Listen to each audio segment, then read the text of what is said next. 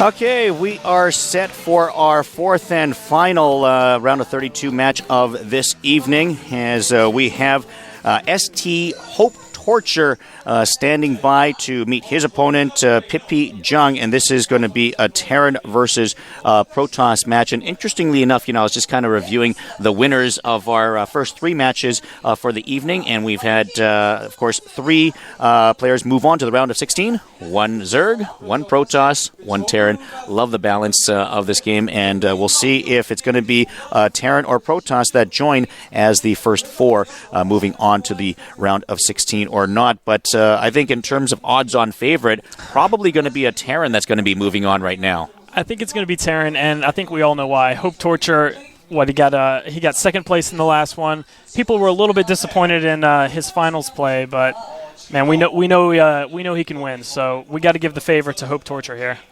Okay, so HopeTorture, certainly if you are a StarCraft 2 fan, then a player that you're not going to forget. But actually, for StarCraft 1 fans as well, he's someone that people are going to be familiar with. Absolutely. Kim Sung Jae, is it? Into the Rainbow, as we all know him by. And, wow. Yeah, he was a great Protoss player. He always had some sort of... He was known for an illustrious style. He always had some sort of interesting play. He wasn't perhaps well known for macro. So I wonder if that's transcended. I know he's Terran now in StarCraft 2, but I still wonder if he has some of those same principles in his game now in StarCraft 2.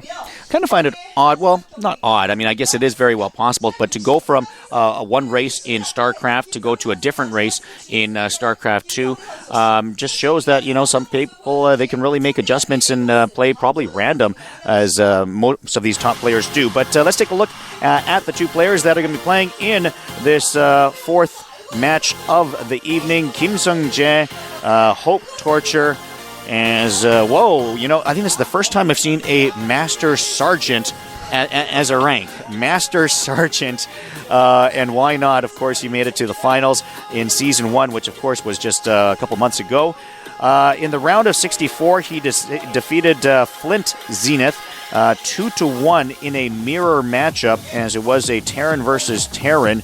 And no need to reiterate on his accolades from the season before. Again, his opponent is Pippi Jung, only a private compared to a Master Sergeant. And as for Pippi Jung, he defeated OGS Cezanne in the round of 64. His favorite map is Zelnaga Caverns. That is not on our maps today. And his favorite race to play against is Zerg. However, he's facing Terran today. Do you know much about Pippi Jung? No, I was just going to say, though, we shouldn't count him out if he's beat an OGS player here. These guys have been monsters in the tournament so far. OGS has been on an absolute run. And, let's take a look at the maps that we're going to be playing on for today. It is Jungle Basin for set number 1. Set 2 will be on Lost Temple. Seems like it's been a while since we've seen Lost Temple. And set 3 is going to be on Shakira's Plateau. Well, let's take a look at these maps that we're going to. Have we seen Lost Temple today? It seems Not like today. Like forever. Nada last night. It was last night. First that's right. match with Nada. Yeah, it seems like a while, but I'm looking forward to that matchup, Terran vs. Protoss on Lost Temple. But our first set is actually going to be on Jungle Basin. Let's talk about the Terran versus Protoss matchup on this particular map. All right. Well, there's somewhat short rush path. I think we're not gonna see Reaper play. We're gonna see Factory. It looks like they've just started the game, but I think we're going to see Tech and probably either a choice between Mechanic or all-in Bionic Medevac. Seems to be the standard. Okay, let's go to the game.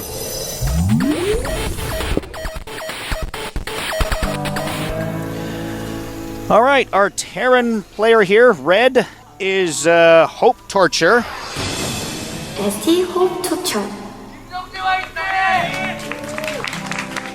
A lot of fans here cheering him on. And down at 5 o'clock, blue Protoss is Pippi Jung. Pippi Jung.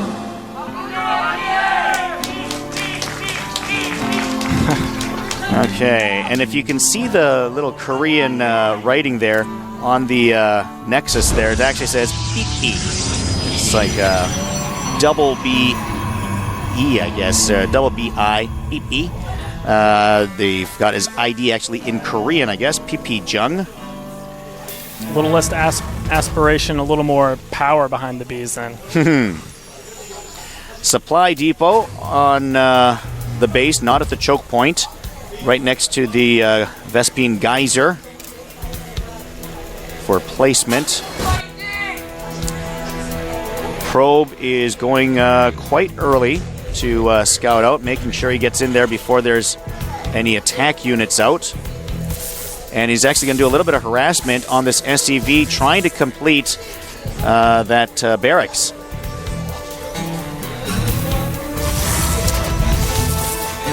Boy, he might get it. That is quite close. Very, very close. If he can find that SCV again, might have a shot at killing it. At the same time, his probe is quite weak, so I'm hoping he's not going to make a mistake and lose it here. It looks like he's content to run away. We'll call it a draw. Round one is a draw. Meanwhile, HopeTorture is starting his scouting routine as he heads down. Yeah, we're still in that early point where we're not going to see much action until a little bit of the game has progressed and we see the tech pattern. Cybernetics core just started, and a second simulator being warped in. His probe actually harassing the SCV in that last battle, last exchange.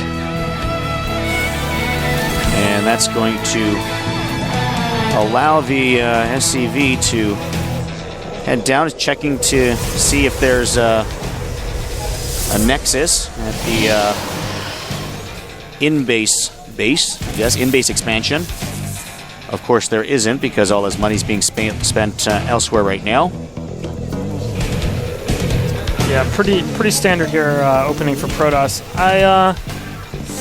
I'm not sure about the one Reaper early on. I guess he wants to try to be tricky, get in there and re-scout. All right, seems like an all right opening, but not what I would have done. And early command center here for HopeTorture. Now it is actually ST HopeTorture. We were talking about ST Ace or Saint Ace or Stace. And as it turns out, it is ST Ace, and you've tracked down the reason why it is ST Ace and ST HopeTorture. Yeah, you know, I did track down that reason.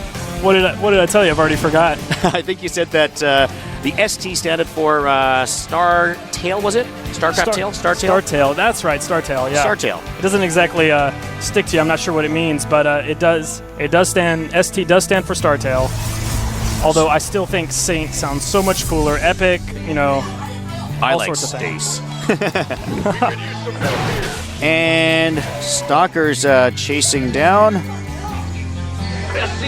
for a kill.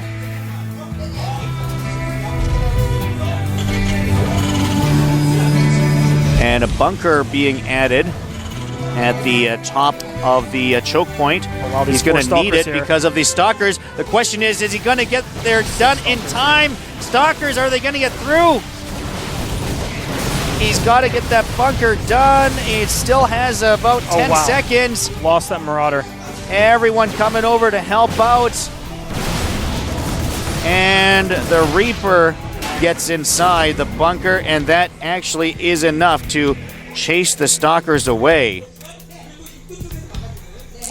Yeah, he's gonna have to stay close to the ground here because Protoss has four gates. It looks like he's okay. It looks like Protoss is content to go ahead and expand rather than keep the pressure on. Wise choice. Definitely doesn't hurt him, but I would have liked to see a little bit more pressure. Double bunker as they're going to load up.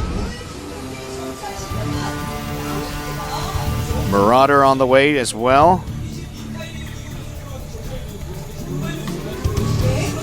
You know, I thought he had a chance of busting through there.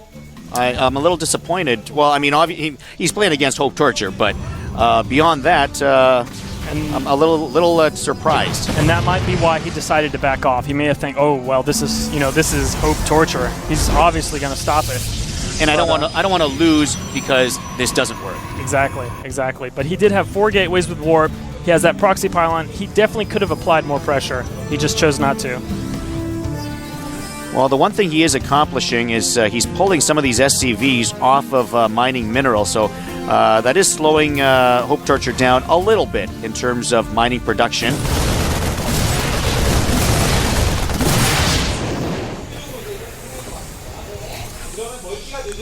Marauders heading out. Nope, maybe not. Second refinery just now being worked on. And a third as well. And unfortunately, since the Protoss Nexus is relatively late, HopeTorture did have probably a period of a minute and a half where he was almost double the income of our Protoss player BB here.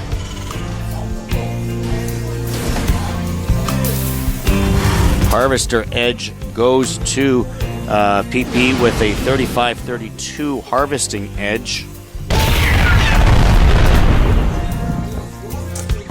And HopeTorture is a little more confident in holding his ramp. He got rid of that bunker, reclaimed the minerals, and we see he's going for a very, very M&M army. I love saying M&M in StarCraft 2 as well as StarCraft 1. And he's getting that factory tech, so we're going to see a pretty strong bionic force, I think, in the next couple of minutes. Another difference with StarCraft 1 and 2, you probably wouldn't see an M&M, so to say, rush from Terran versus Protoss. Oh yeah, definitely not. Many a player has tried that, and many a player has failed in StarCraft 1. But here, the M is for Marauder most of the time, so a much more versatile unit to the bane of many Protoss players. Taking out the pylon. Very wise decision.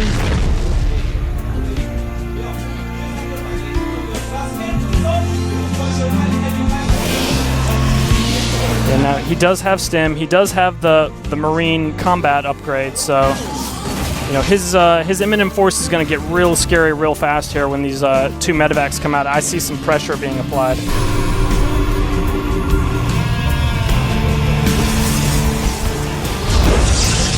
Immortal joins the battle here for Pippi Jung. He's got sentries, zealots, stalkers in his army as well. Marine Marauder, medevac. I guess it'd be a M&M. M&M. M&M. Sounds tasty. Marine medic medevac. Is there another M we can add to make it an M&M? Oh man. I don't think Blizzard was that cool. Say that 5 times fast. Yeah, we see HopeTorture coming out. It looks like he just wants to act like he's applying pressure. I'd love to see him come out and lure the units out and then use those 2 dropships to hit the back nexus there of the Protoss player. Reaper's going to do some scouting, as any good StarCraft player would do. StarCraft 2 player would do as well, of course. Take a look at what's out there. Don't let those hidden starports kill you. Well, he's coming around here. It looks like he's just going to pop the rocks. Yeah, he's going to pop the rocks and try to kill that Nexus, but Protoss' units should come and reinforce pretty quickly. I really wish he would have just loaded him up in the dropship and tried to kill what he could. Well, it doesn't take much time to get through the rocks, and it doesn't. Protoss didn't notice it fast enough. Force fields. Oh, can't get caught here. Oh, force wow. Fields to, load up your army. Load up your army. Medevac. And finally takes them out, but a great force field play there by Pippi Jung. Don't think he lost too much in the way of probes on that attack. And I must agree with you on your idea of just medevacing some of them in, dropping some of them in, might have been more effective. I think so. If he had dropped them right on top of the probes, he definitely would have killed probably 8 to 10 of them before the army got down there. We saw kind of slow reaction there from BB, but You know, I got to give it to him. I don't think he lost very much in the way of probes or units, and he did kill a medevac and quite a few Marauder Marine. And after that aggression, HopeTorture is going to expand towards the center of the map. I think the early aggression there, as well as removing those back rocks, once again, what that does is it makes you think twice about going out there. And I think, you know, I guess the one thing that removing those rocks did rather than dropping them in was that has allowed HopeTorture to expand to the center of the map, because now he knows that he's going to be too scared to come out, because he knows I have another entranceway into his expansion. Exactly, and we see that here by him holding all of his units in the back of his base. He's kind of split, guarding the back of his natural and the ramp of his base. But at the same time, he's just waiting now. He's pumping Colossus, and he's really waiting for a formidable army so he can go out and take out these M&M medevac. I tried. I couldn't say it 5 times fast. But he's going to try to fight this with Colossus, and he's going to have to do it pretty quick, I think. The turtling of HopeTorture, which is, from what I understand, what he is known for, is looking pretty fierce there in the center. Bunker tank. And bringing in a pylon here, along with forces as he tries to bust these out. Force fields to make sure that they can't retreat. Oh, wow, Great blink. micro there by Pippi Jung. Pippi Jung with a great play there. I like that. Able to take out some of those forces.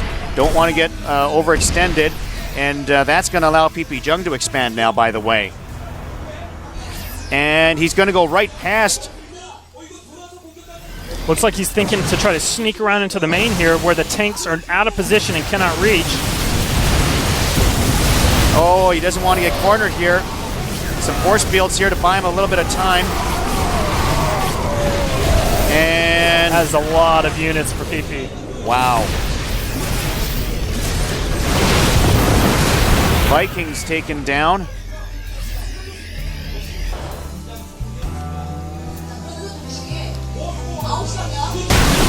Oh, a free tank there. He didn't want to lose that, but Not just a free tank, but a well-placed free tank that's got some range. I mean, that tank is going to reach any unit that goes by. A very important tank to get there for Pippi Jung.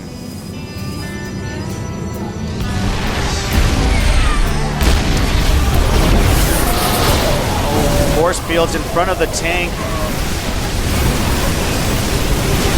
And Marauders a little too far away to reach these Colossus. Colossus pushing in from the backside. Marauders trying to get a surround in. Bit of a sandwich play. Still not going to be enough, as they're going to get away. Both sides just trading units in the end. SEV still there for HopeTorture. I think that was exactly what BB needed to do in the beginning. He did clear out a path to the base. He forced the SCVs off for a little bit, but most importantly, he got back in the game food count-wise. I think he's 120 now. Well, it's 120, 120, but a few minutes ago, HopeTorture was up about 10-15 supply. And I like what HopeTorture is doing now over at 2 o'clock, expanding over there. Although he's about to be spotted, someone's heading over to the 2 o'clock expansion. It is an observer. So an observer spots the base at 2 o'clock. That's going to be the next target, you've got to think, from Pippi Jung's standpoint.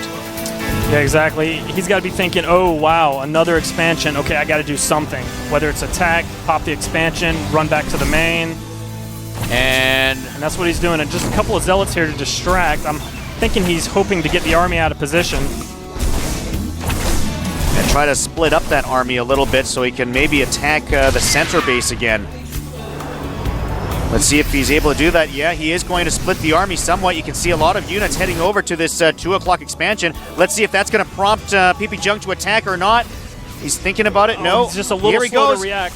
Yeah, he should have been going a little bit sooner. That's going to buy some time for these units, for HopeTorture to get back. But let's see how effective this is. Takes out the refinery. Wow, there goes the SCVs. Look at that! Oh, a huge psionic storm. These High Templar are just what he needed. Oh, great play here by Pippi Jung. takes out the command center as well. Pippi Junk getting back into this game. Great strategic play. Completely got HopeTorture overextended to that 2 o'clock base. Well, it sure was looking like that, but I didn't see all the units from behind just clear out his army. And it looks like Pippi's not using his minerals. He's got over 1K. So now HopeTorture with his reinforcements coming back. Let's see if he's got a storm in him. Does he have a storm? No, it doesn't appear so. He could have used it on the rampway if he did. This might be bad news here for Pippi Jung then. The power of the Terran reinforcements. Wow. Their win is only storm, and he just doesn't have enough units. Too many siege tanks there as well, and that is going to blow away that Nexus. And here's the question, does Pippi Jung have any more reinforcements? No, he does not. There's GG. Wow. And simply too much in the early macro, I think, for HopeTorture as he's able to go on to victory. And I think I saw a little bit of a sigh of relief there from HopeTorture after he won that set. I think he kind of gave a little, whew, you know, like, yeah, I was winning. And for a moment there, I was a little bit concerned as to what took place. It was a good play by Pippi Jung, timed it right. He got just enough units to be able to go and take out that center base. But maybe he got a little bit too greedy. Maybe he should have done the hit and run, take out this base, and then back off, and maybe just overextending himself as well. And that allowed HopeTorture right back into it. Yeah, a couple mistakes like that. His unit count seemed just a little bit low. I would have liked to see just a little bit better macro, but I got to give it to HopeTorture for coming in at the right time with those units. You know, hats off. Yeah, and like I said, I think it's very clear that there was a moment that he was like, uh-oh, am I going to be able to do this? I don't think he felt that he was going to lose the game because he knew he had reinforcements. It was just a matter of how much of this base am I going to lose. The key was, remember, he still had the 2 o'clock base as well, so he knew that he would be in decent shape even if he lost that. And I think the problem was when Pippi Jung decided, let me try to take a little bit more, got a little bit greedy, and ended up losing that set. Let's go to set number 2 and see what happens.